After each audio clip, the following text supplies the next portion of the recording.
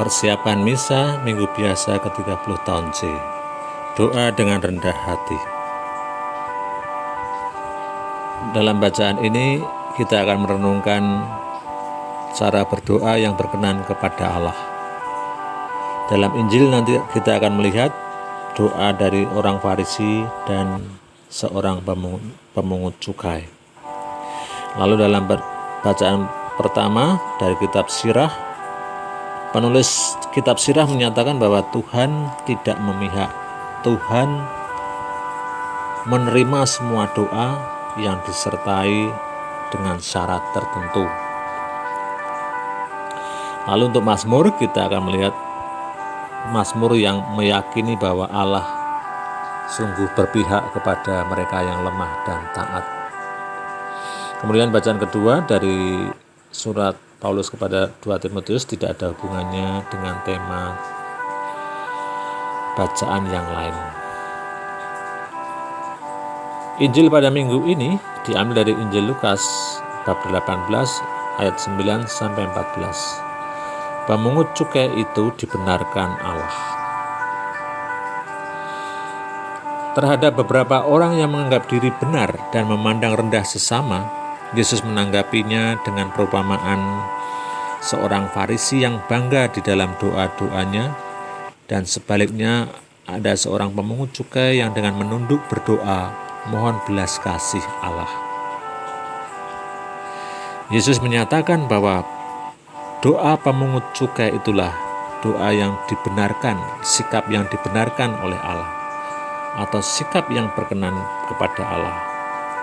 Maka mereka yang merendahkan diri akan ditinggikan, dan terjadi pada yang sikap sebaliknya.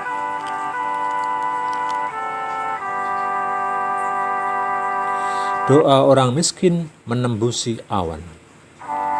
Bacaan pertama diambil dari kitab Sirah bab 35 ayat 12c sampai 14, dilanjutkan 16 sampai 18b. Menurut kitab Sirah, Tuhan adalah hakim yang tidak memihak. Tuhan tidak membedakan. Semua doa didengarkan, asal disertai sikap yang rendah hati, bebas dari formalisme belaka, dan juga disertai dengan sikap sedia untuk melayani sepenuh hati. Tuhan berkenan kepada semua yang dengan sebulat hati berbakti kepadanya. Maka doa orang miskin pun naik sampai ke awan.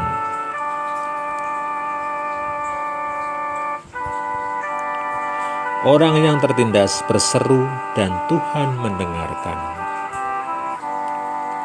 Di sini pemazmur mengimani bahwa Allah sungguh-sungguh berpihak kepada kaum lemah, namun juga yang taat.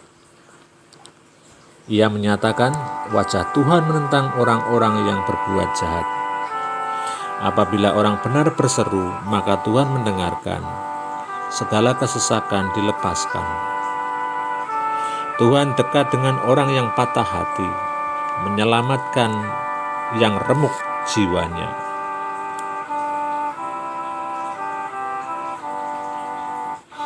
Bacaan kedua diambil dari surat Paulus kedua kepada Timotius bab 4 ayat 6 sampai 8, dilanjutkan 16 sampai 18.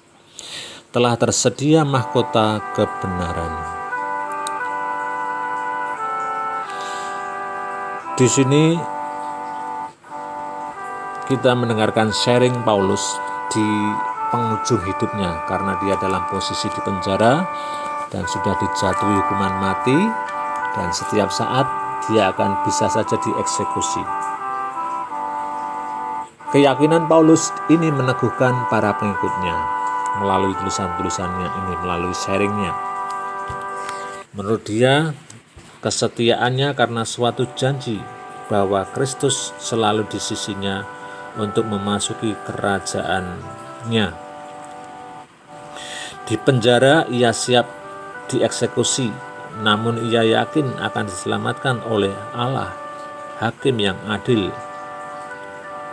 Bahkan ia meyakini bahwa setelah dia memelihara iman dengan setia dan dengan tekun tetap mewartakan Injil, telah tersedia baginya mahkota kebenaran, karena ia telah setia memelihara iman hingga akhir.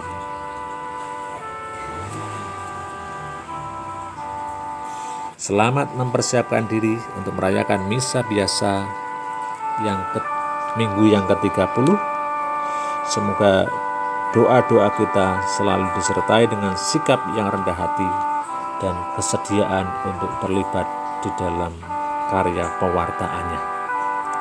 Tuhan memberkati.